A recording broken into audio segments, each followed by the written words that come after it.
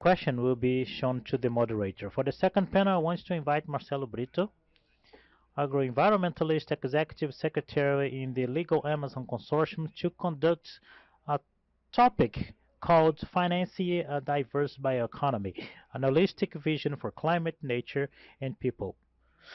I also invite Fabiana Alves, CEO in Brazil of Rabobank, and I also invite, and it's going to join us, Svetlana Klimenko, Global Leader of Sustainable Finances of the World Bank, and the Technical Consultant of the APIB Fund and Focal Point of SHANDIA to Brazil, João Vitor Pankararu. Thank you for being with us. Welcome.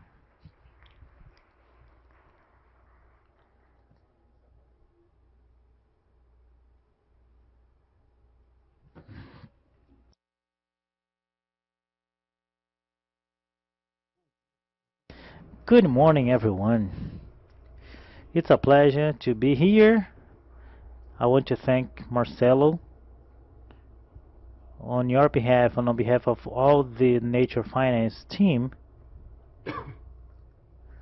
I want to congratulate you for this event. This is not an event. This is uh, something happening. So I'm sorry for saying that,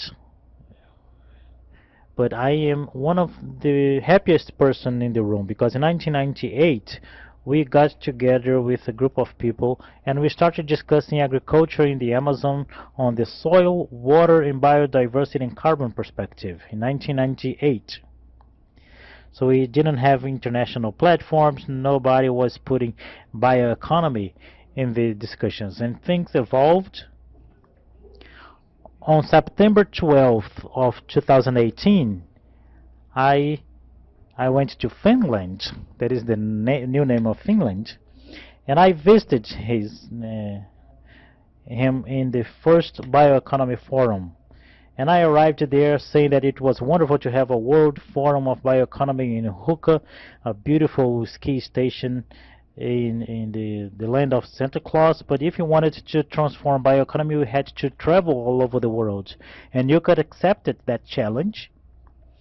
You are almost a Brazilian citizen now. And you accepted the challenge, and we came back to Brazil. José Carlos, Ambassador José Carlos is here sitting. He was the other person that accepted the challenge, and we took the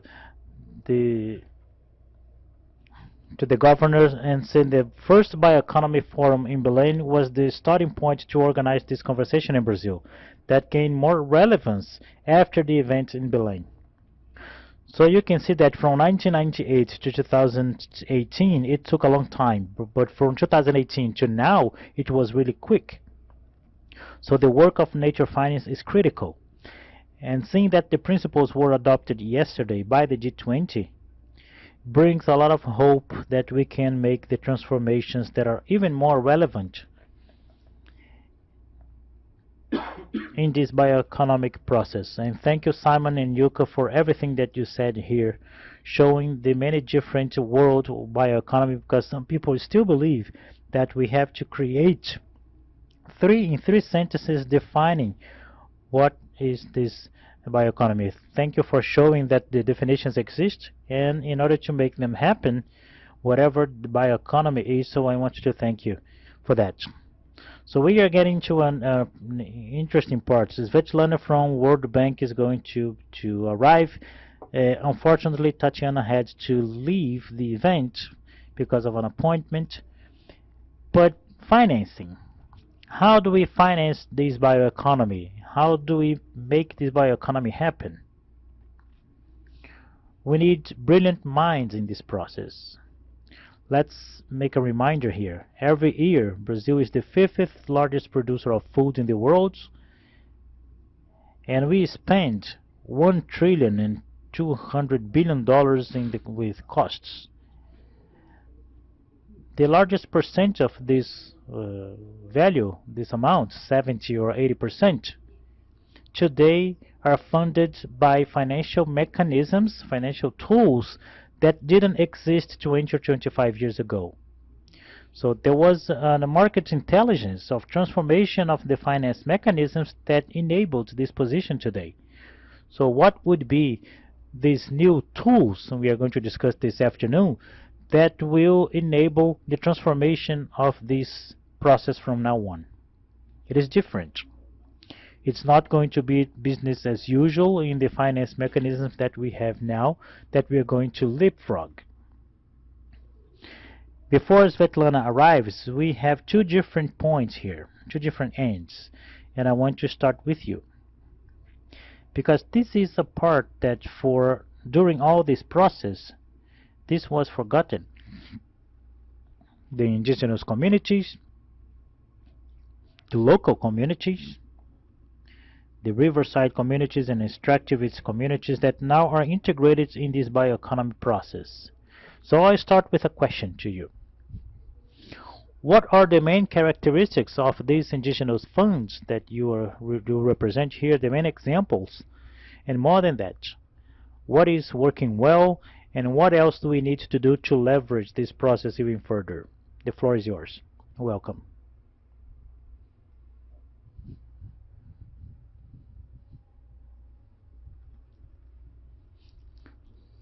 Thank you very much. Well, good morning everyone. Let me introduce myself. I am João Vitor Oliveira of the Pankararu tribe in the San Francisco Valley. Today I am the technical consultant of APIB, that is the articulation of the indigenous people of Brazil, discussing finance mechanisms, that is the APIB fund. It was a very good question because I was already thinking about how to insert this topic in a strategic way so we can be even more clear. So we start talking about bioeconomy. It is a term that is being used quite recently, but it is already executed for a long time. So we make bioeconomy from our practices and realities. And this is not exclusive of the indigenous populations and local communities.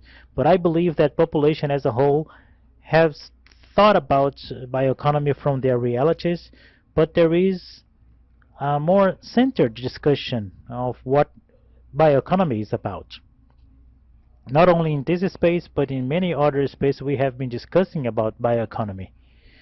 So added to that, we talk about climate funds, climate financing, international cooperation, and how to solve bottlenecks that are iconic as the direct funding to indigenous communities and local communities and can be leveraged. So talking about bioeconomy, thinking about the optimization of processes of environmental care, safeguarding the natural resources, is also to think in different logics other than the assets, because an asset is something that is perishable, that has a deadline. And as original communities, we understand that rivers, seas, oceans, mountains, and all of these agents, they are timeless assets. They will remain here in the next era, but in order for them to remain here, there are a number of actions to maintain them. So the work of the indigenous populations have been organic, natural, to make preservation happen. And I bring this up because the vision to the indigenous populations is a satellite vision. We can see the forests, the trees, and we don't see who maintains these forests and these trees and these woods. So it's important to highlight and make visible the people who are carrying out these actions. The proposal that these indigenous populations have proposed, have shown to share this responsibility with the society as a whole, is to continue preserving the environment, is to continue supporting the woods and the planets, and adding new tools to that. So the use and the institutionalization of these policies through the community funds, through the organizations, have been a differential for the fight of the indigenous peoples in the contemporary world. Currently, there are 9 indigenous funds that are being executed or constructed with a regional action or local action that encompasses the ecosystems, the biomes that these communities are inserted in, supporting the initiatives that are successful. Our colleague just arrived, is going to add to this discussion. And these initiatives have worked as an alternative, as a response to the question that is always asked, especially by non-indigenous supporters, of how can we support the indigenous populations in this work. So the funds are going to answer this question in a very clear and objective way that we believe to have more direct positions so we don't get around circles or reinventing the wheel. So these mechanisms have more efficient responses for the mitigation and preservation and reparation. And these instruments make people closer with different initiatives in a way that one idea is not superior to the other. So talking about bioeconomy is also talking about environmental preservation and recognition of the guardians of the forests, is mentioning how we can think about a path in which the public and private actions can be together, maintaining these principles of respecting the territory and respecting the land. Just to close this first moment, it is a co-responsibility of the indigenous populations and the local communities in these initiatives. And I trust that we, the indigenous populations, are willing to assume this responsibility. And we give back the same questions to the people if they are also willing to take this responsibility further. Thank you.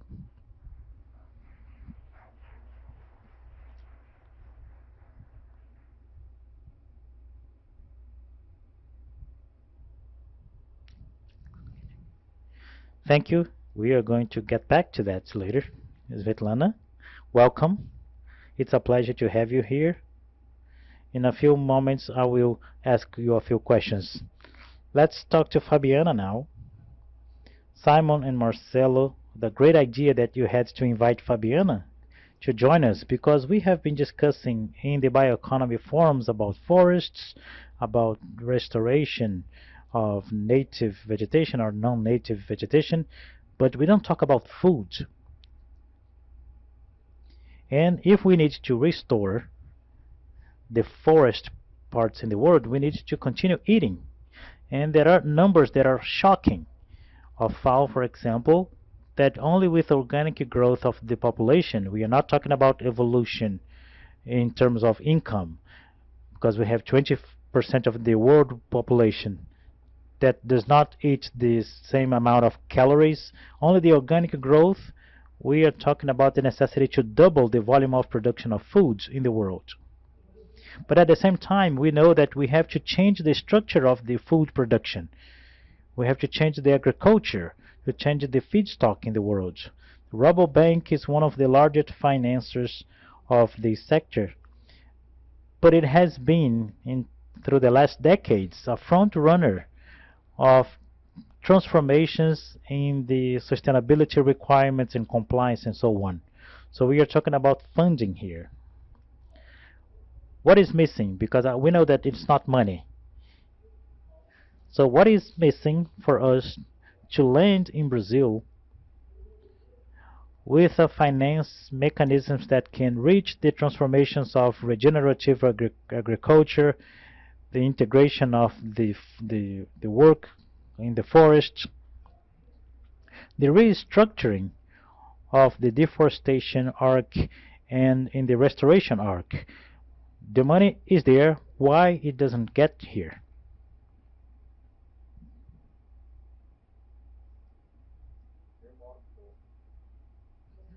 Good morning, everyone. It's a pleasure to be here. Thank you, Marcelo and Simon, for this invitation and for believing that I can help somehow in this critical discussion, not only to Brazil, but to the world and to the planet.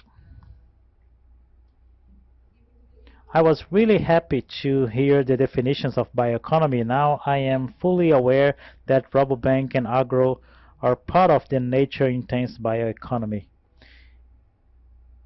And I wanted to highlight that not that you don't know about, but an important factor because agro is seen as a villain. The climate is our major shareholder. So we need to bear this in mind.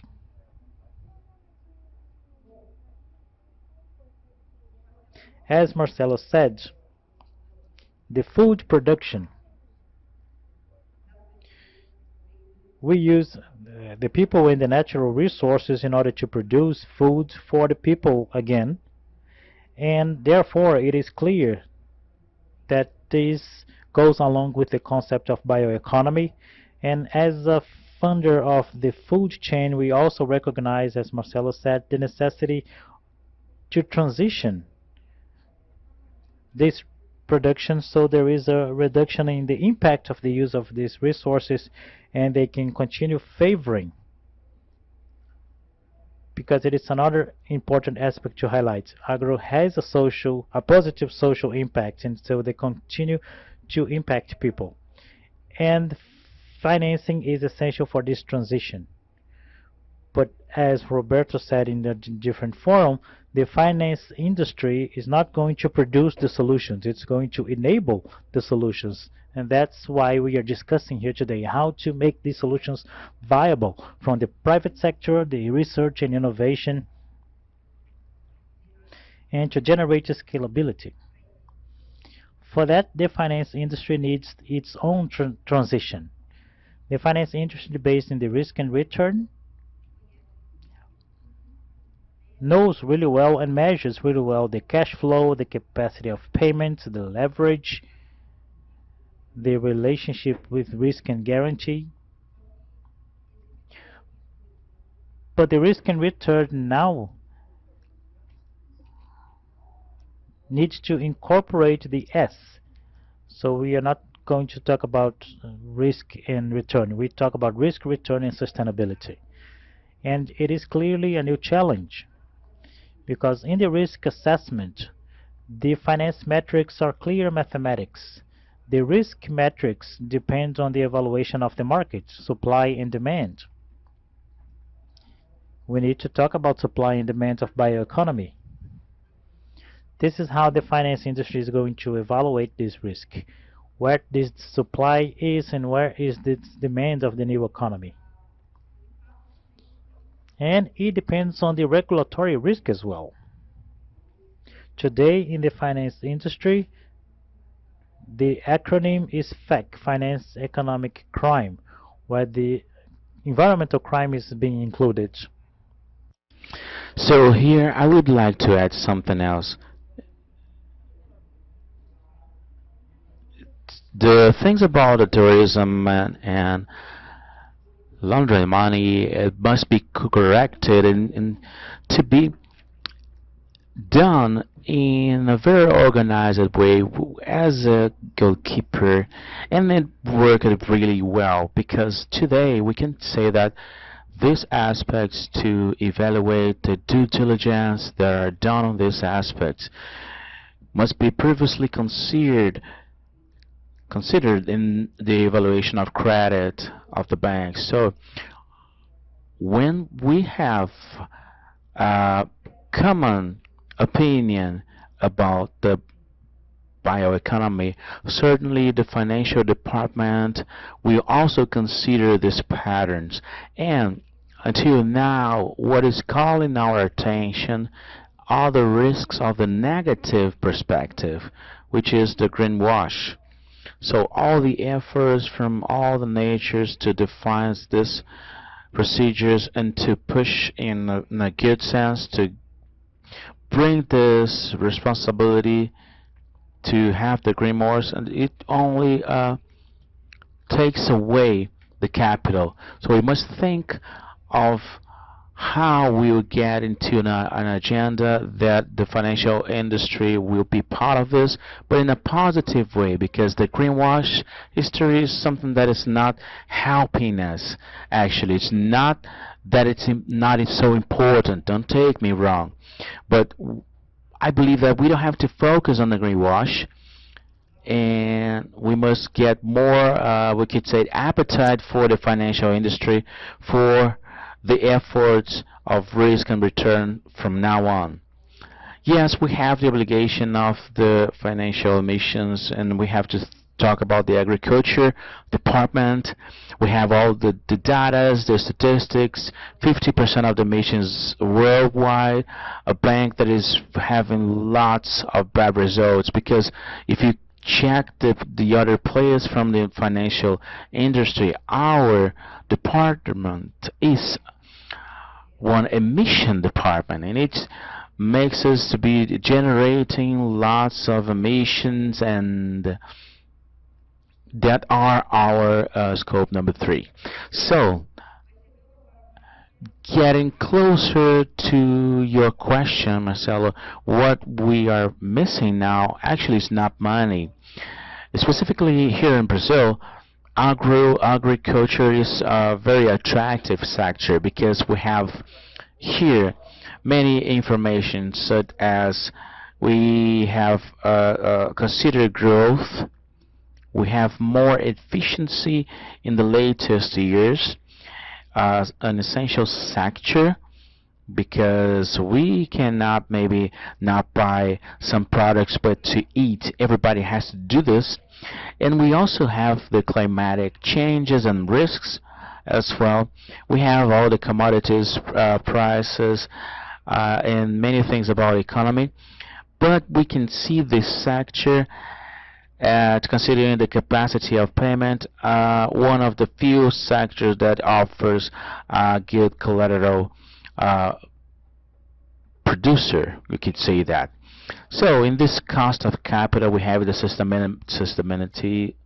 sustainability of the sector, and what we are missing right now is the way to measure, because for example we know how to measure the return of an investment, for example, but how to incorporate the risk and the upside of the actives inside of the balance sheet of all the negotiations of these companies. It's really hard to measure this, even considering the positive and also the negative impacts. So we get into the compliance thing. We can see that we need 2 things here. We have to know how to measure, and this measurement must have a wide perspective, because we are talking about compliance. We have to track this. We're having a new term now that is very important in agriculture, about measuring the impact, considering negative or positive. And we really need some new tools to track. This trackability is not in a very good, attractive way, we could say that, but to bring to the earth a more concrete way. When we're talking about the emissions inside of the agriculture sector, we need to understand where this emission comes from, and in a literally way what place it's coming from. And for that we need some data, some public information, such as the car, which is not available unfortunately. It's just to bring you for the practical level, and to contextualize this we need to track this, to measure the impact, and to know the economical value of these actions. And then we connect again in the thing of how the financial industry will analyze this market in terms of offers and demand. We know that Brazil has to offer, but can we have this new demand? So that is the question. Must know where it is and how much they will pay for the service. And of course, it requires some public politics and some other new standards so as this market can be more with more transparency and consolidated. And it's fundamental for us, as you mentioned previously, and I believe that all of us agree with you about the event of bioeconomy getting inside the agenda of the G20. And I also believe that we have a global and generic uh, agenda. If we don't consider a global agenda top down, as someone mentioned here before, probably we won't be able to implement in a daily basis, not even considering the agriculture and also the industry as one. Thank you very much.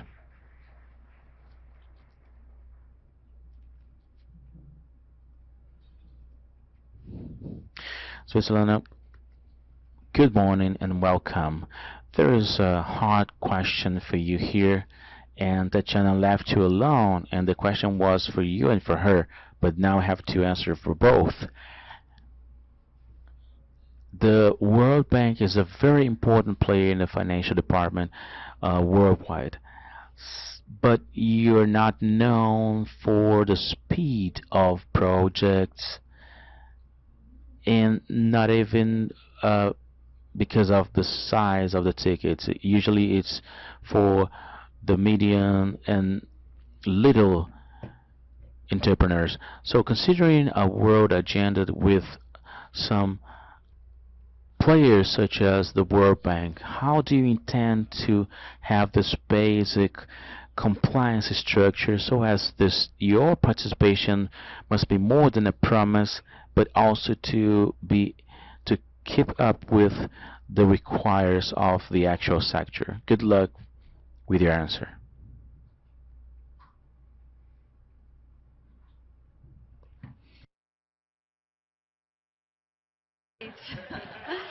But it is not my fault. There are many events today, and I managed to find one karaoke taxi driver who managed to get lost on the way from Hilton Copacabana to this place. So, so apologies for this. But uh, thank you. This is a great question, and Tatiana is a dear friend. We work very closely together on this topic. So I will be speaking sort of not on behalf of both institutions, but I will make reference to the IDB. So indeed, when it comes to financing bioeconomy, this is a very new topic, right? I'm sure that you have discussed this before I came in. So there are a few challenges. So one challenge is to understand what this is about, and this comes to the issue of definitions. Second challenge for many, even very well-intentioned investors and banks and other entities, is to understand how the projects could be structured, right? And on Monday and Tuesday, I was here at the meetings of the G20 Sustainable Finance Working Group, which also actually this year was looking at the issue of financing nature-based solutions, precisely with this perspective, just to understand what this is about. And it was very telling to see how the ministries of finance and central bank representatives who were in this room, they really sort of had to build their awareness of this topic. So then finally, once you understand what this is about and how the project could look like, what we are realizing is that many of these projects, as was said, that they are not the huge tickets, right? It's often medium, smaller size projects, and many of them are still very much bespoke, right? So it's not like you do the cookie cutter. You need to structure this project well. So when it comes to the institutions such as World Bank, IDB, any other development banks, good news is that this is part of our mandate to work with the projects like this, right? We are supposed to go to new sectors. We are supposed to tackle the issues which are not sort of easy to tackle. So we have mandate to engage. The challenge here, as was said, is that we function in the space where we have to observe a lot of we have to follow a lot of guardrails, right? So we have our safeguard requirements. We have a lot of boxes that need to be ticked for us to invest in the project. And when it comes to this sector, the number of boxes, it almost doubles, right? And I'm sure that in your case, you see the same. So what are we trying to do to make it simpler? So simpler for you. So World Bank and IDB has the memorandum of understanding which we signed a year ago, and the big part of this memorandum of understanding is our work on Amazon, and bioeconomy sort of falls under that.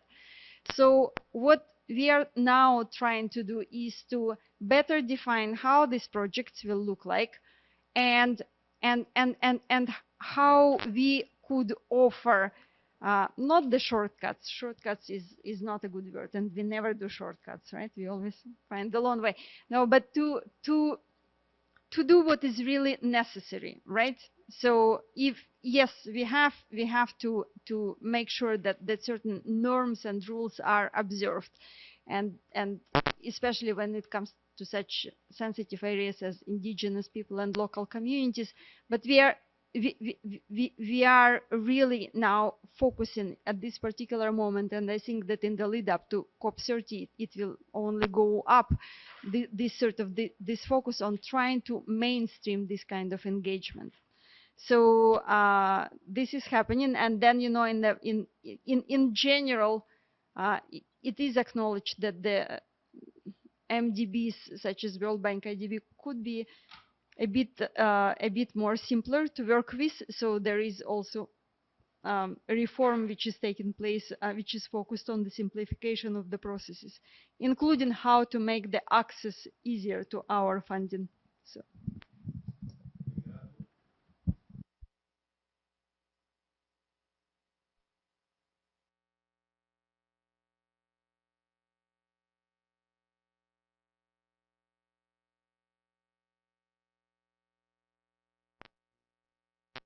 We're doing a technological exercise. Is it working? Yeah.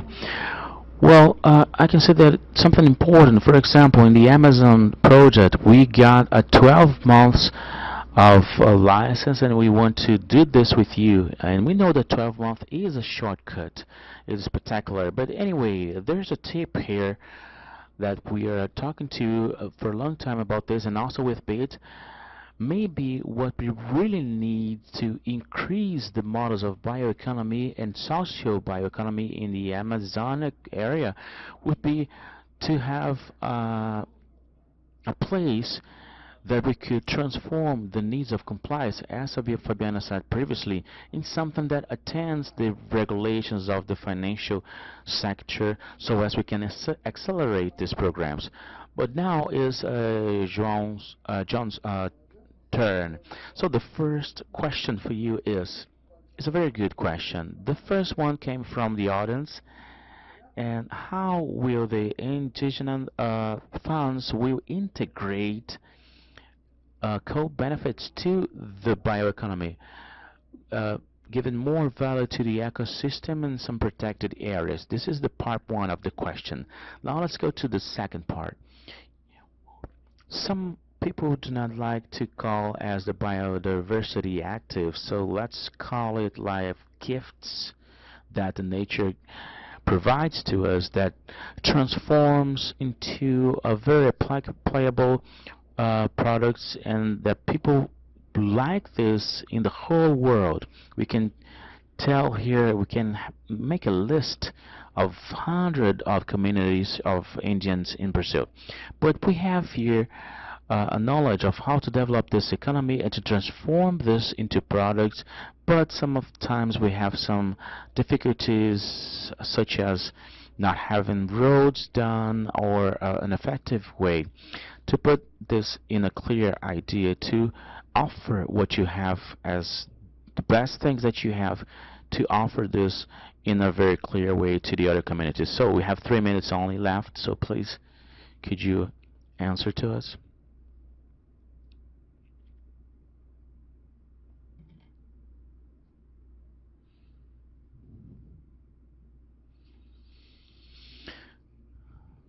Well, this minutes makes the answer become more difficult.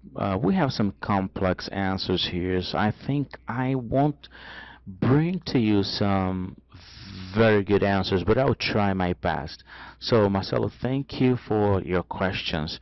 And these are very provocative questions, not talking about the way I'll answer this, but to bring more knowledge about this. I believe that all the Indian communities have their technologies, their experience in the forest as a collective group.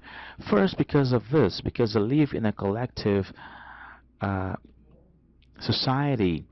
The Indians live as a group, so all of them are treated as the same, and they have a very particular way of living.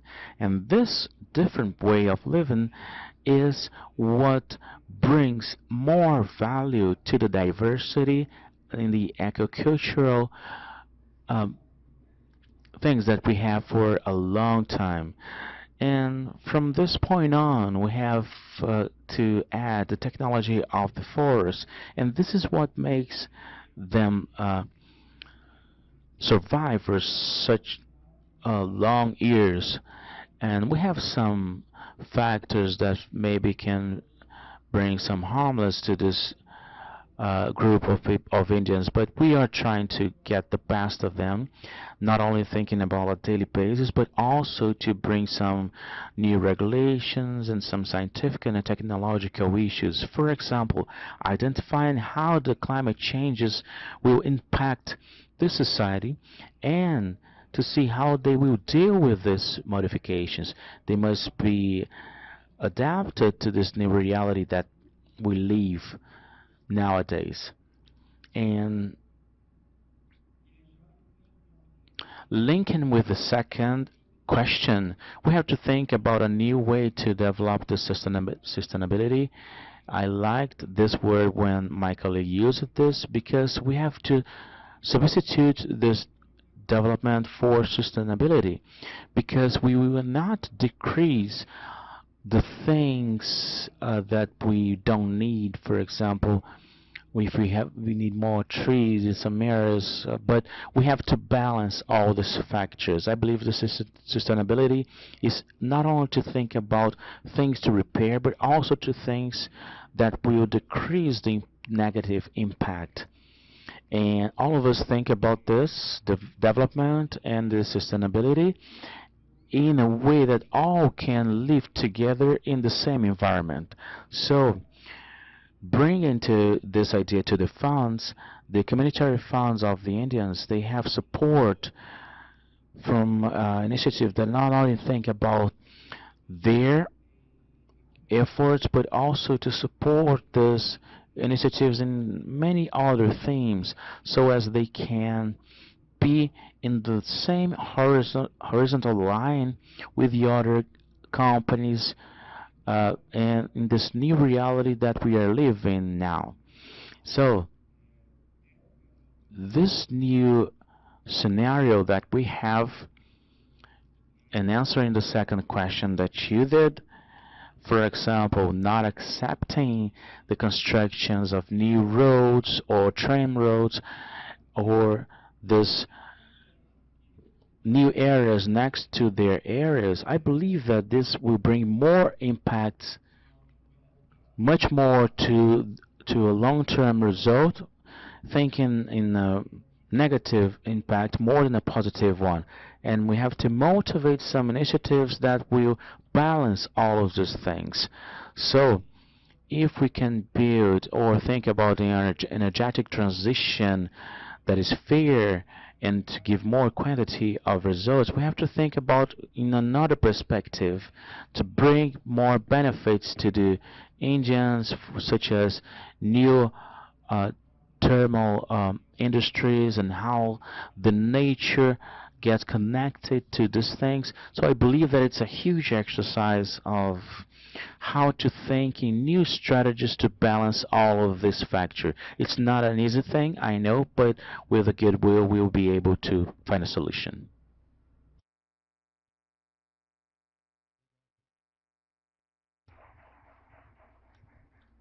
Thank you, João. I think we need to think about an evolving revolution. For Fabiana, we are running out of time, but there is a question here. The person that asked said,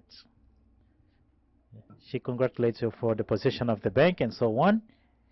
But just to accelerate, so talking about bioeconomy in Brazil, we have to look at a change in the increment of the agricultural base, including the evaluation of the foods of our own biodiversity. And she said that rice, beans, and sugarcane and so on are not in our table every day. I disagree, but it's her question. It's not coming from our biodiversity. Is there a space to evaluate this in the supply and demand perspective? So you're not creators of market, but you respond to the market or to what the market asks. Is there a room to advance in changes that are not the ones that the human beings is used in the last 2,000 years as food base? Thank you for the tip. Well, it is difficult. When you think about the triangle risk, return, and sustainability, using more products from our biodiversity could be considered favorable to the sustainability. But when we think about the demands that this would generate, I'm not so sure that if the impact would be so positive. And from the risk and return perspective, I believe that we will be always related to supply and demand rules. So the demand that we have in the world is a growing demand for animal protein. So we have to remember that here in Brazil we are used to seeing beef every day. So there is a large percentage of the population in the world that has deficit of the consumption of proteins. So this substitution is not something obvious from the economic perspective. And I don't know, from the bottom of my heart, I don't know if from the sustainability perspective it works. So only one example here. The soybean is related to the food proteins, and Brazil exports a lot of soybean and import. It's not based of the food of the population. No, it's not necessarily. But wherever there is a soybean, we cannot produce vegetables. So we have to remember the geography, what the natural resources are, what the demand of the food is, and what type of food that needs to be moved. So we have 7 minutes to wrap up here, and I want to pose a challenge to three of you. It is very clear in all of your speech that the evolution will only take place when we learn as citizens, as human beings, to look at the transformation from the positive sides and not the transformation based on the negative side. How would you foster what I called the evolving revolution in these relations, transforming each one of the sectors that you have, if you had that power, for the next decade? It is a difficult question, but let's make an exercise here. João, you can start, because you talked about transformation.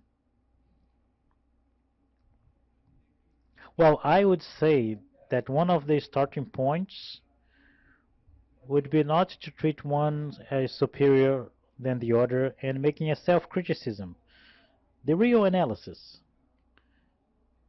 to think how this initiative that I defend, that I advocate, that I contribute to its strengthening, in fact, is part of this transformation. Is it only my perspective, or it really makes me visualize transforming realities and transforming these speeches. And I think this would be a good starting point to make a self-criticism. Wonderful, wonderful. What you said is the more than the exercise of consensus that can come from different pressures, we need to learn how to exercise the consent. That this is the most difficult part, but this is the brain part of the human being, the exercise of consent in the discussions. Thank you, Fabiana. I would say that thinking about impact is in a more holistic approach. The worldwide economy is trying to think about impact in a compartmentalized way, sectorially or by industry or by country. So if we could enhance our way of thinking about impact, learning with the risks and the effects of the climate impact, and if you could extrapolate this to something else, I think it would be a good way to transform it ourselves.